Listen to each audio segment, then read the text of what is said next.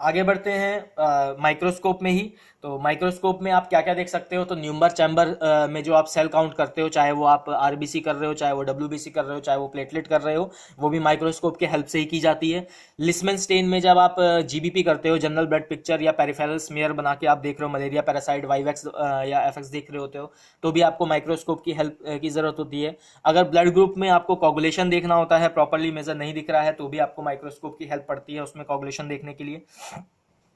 बात कर लेते हैं किसी भी टाइप के एनीमिया की आइडेंटिफिकेशन की। उस केस में भी आपको जो ब्लड सेल्स देखना होता है लिस्मन स्टेन करके, लिस्मन स्टेन या आइदर जिम्सा स्टेन, आप दोनों में से कोई भी स्टेन करके इजीली माइक्रोस्कोप के हेल्प से आप ऑब्जेक्ट को देख सकते हो, उसे आइडेंटिफाई कर सकते हो। यानी सेल की मॉर्फोलॉजी जो है वो आपकी मोस्टली जो है माइक्रोस्कोप के थ्रू ही की जाती है।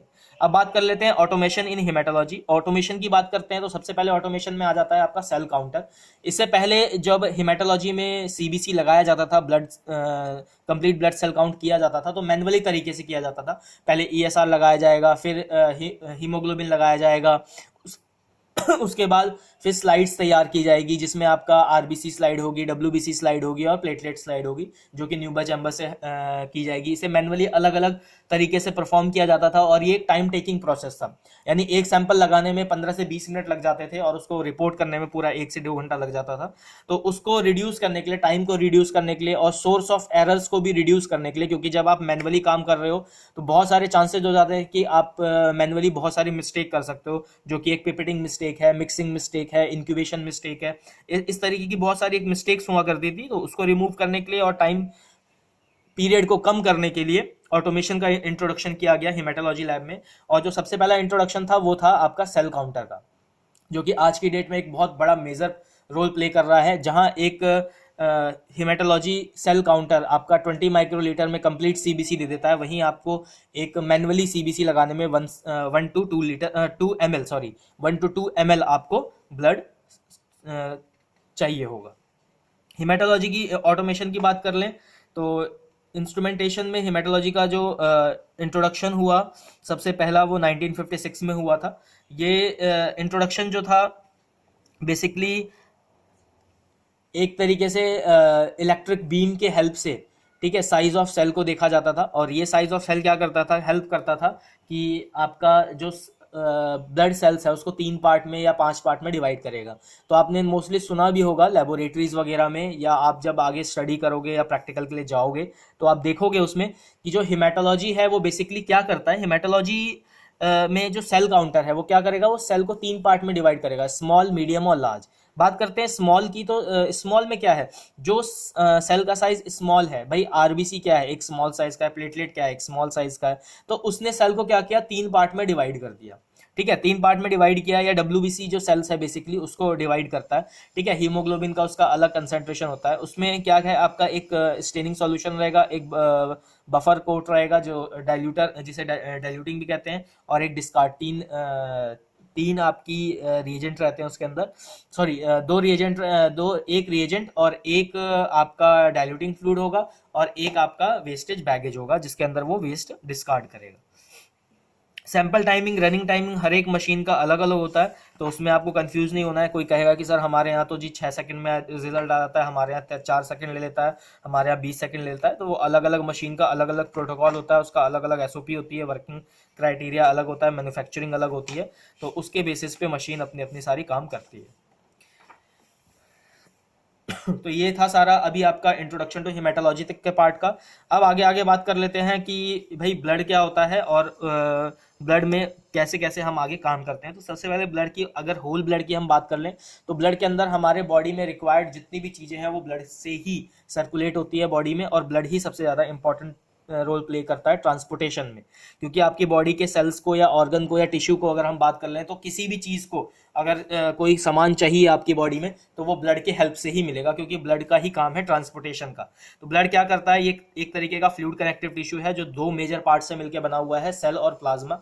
सेल के अंदर आपके 3 सेल आ जाते हैं जो कि आरबीसी, डब्ल्यूबीसी, प्लेटलेट, और प्लाज्मा के अंदर आपके सारे कंपोनेंट्स आ जाते हैं, आइदर वो एंजाइम हो, प्रोटीन हो, लिपिड हो, कार्बोहाइड्रेट हो, यूरिया हो, यूरिक एसिड हो, सोडियम हो, पोटेशियम हो, कैल्शियम हो, क्लोराइड हो, फ्लोराइड हो, आपके चाहे आइदर वो इलेक्ट्रोलाइट हो या थायराइड, प्रोफाइल हो या लिपिड प्रोफाइल हो, जितने भी आपके टेस्ट हैं, जितने भी आपके कंपोनेंट्स हैं जो आपके रिएक्शन बॉडी में आइदर वो बायोलॉजिकल हो या माइक्रोबायोलॉजिकल हो, कोई भी रिएक्शन हो रहा है आपकी बॉडी में, वो ब्लड के हेल्प से ही हो रहा है, क्योंकि वो ट्रांसपोर्टेशन का मेजर एक काम कर रहा है।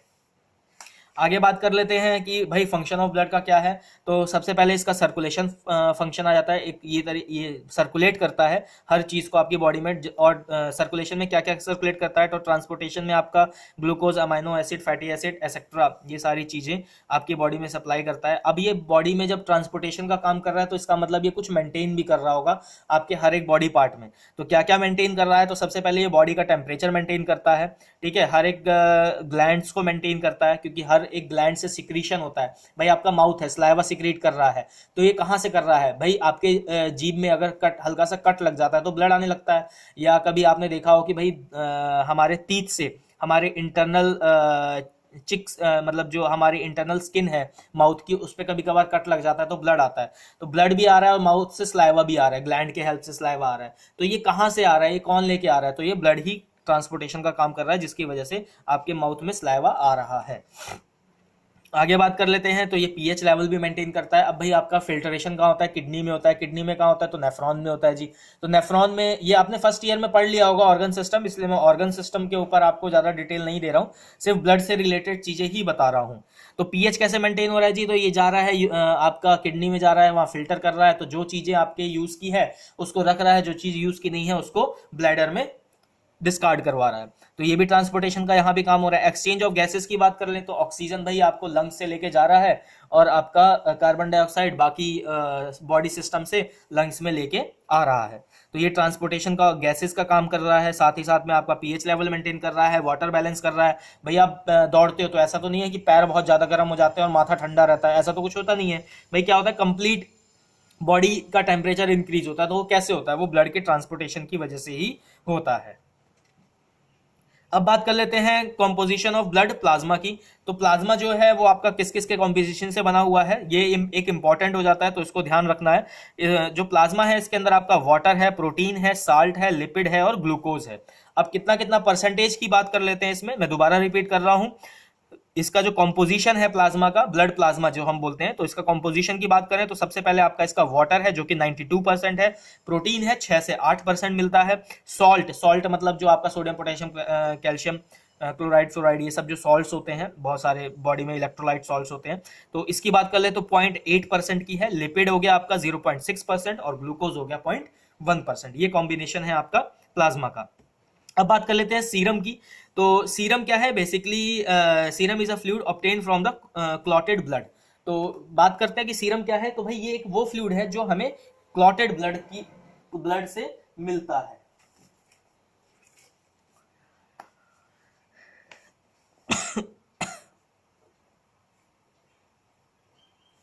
अभी तक जो पढ़ाया वो समझ में आ रहा है? हाँ जी, रिप्लाई दे दें, ठीक है। कहीं अगर नहीं आए तो मुझे रोक देना, मैं दोबारा रिपीट करूंगा, चीजों को समझाऊंगा। हाँ जी,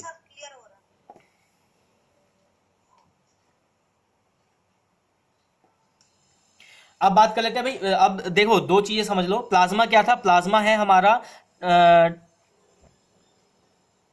transparent fluid part of a blood. ठीक है, प्लाज्मा क्या है, ट्रांसपेरेंट फ्लूइड है हमारा ब्लड पार्ट का। और सीरम क्या है, serum is a fluid obtained from clotted blood.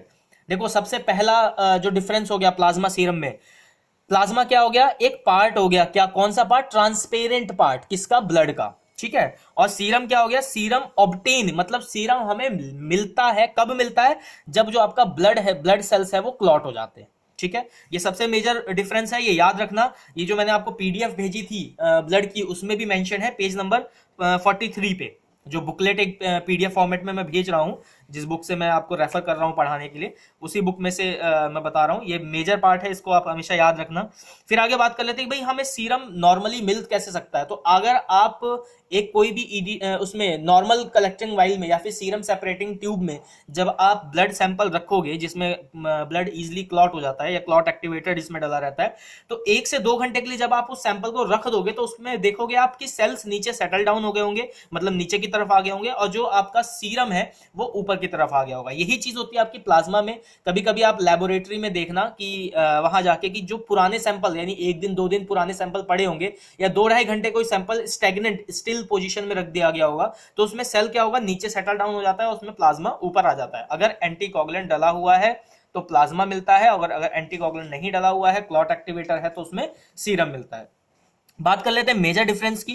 तो प्लाज्मा में क्या है, it is the fluid part of anticoagulant blood, यानी क्या है, ये एक फ्लूइड पार्ट है किसका, एंटीकोगुलेंट ब्लड का। सीरम की बात कर लेते हैं, fluid part of coagulated blood, यानी ये जो पार्ट है सीरम जो है वो कोगुलेटेड ब्लड से मिलता है। इट कंसिस्ट, प्लाज्मा की बात करते हैं, plasma consist of all factors like fibrinogen, prothrombin etcetera. जो प्लाज्मा है वो बेसिकली क्या है, ये जो आपका क्लॉट नहीं हो रहा है, ठीक है, क्लॉटिंग फैक्टर है, ठीक है, तो उसमें क्लॉटिंग फैक्टर में जो आपका फिब्रिनोजन और प्रोथ्रोम्बिन है, ठीक है, इसके जो फैक्टर्स हैं उसके साथ में ये कॉम्बिनेशन में मिलेगा। और सीरम क्या है, serum basically it it is devoted of all clotting factor